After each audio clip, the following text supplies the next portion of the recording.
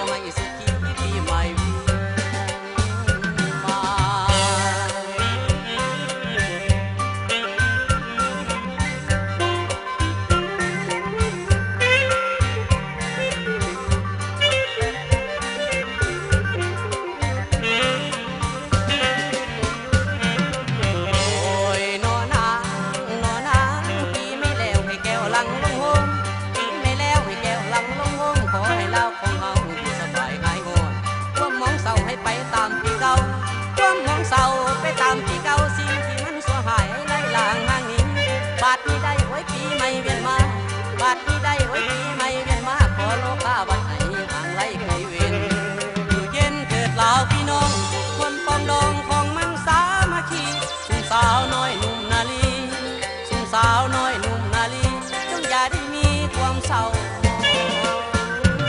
ใจโอ้ยนอนางปีไม่นี่บ่มีหยังปากทรง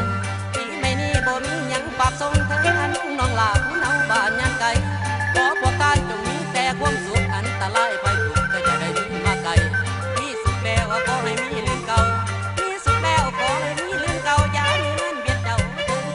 สิวันให้พวกบ้านตรงเมืองลุงสดใสขอให้มีคนงานก็ได้ถึงที่แล้วดีนั้นให้พากันสืบต่อเด้อพ่อแม่พี่น้องให้ใจตั้งต่อเทียนขอพวกบ้านจงมาร่วมเล่นกันสร้างสวรรค์เมืองลาเจริญก้าวรุ่งเรืองเจริญก้าว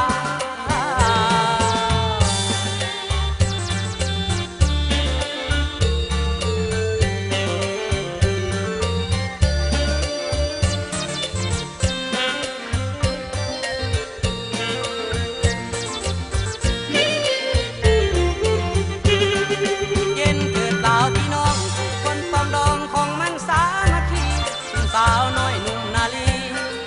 สาวน้อย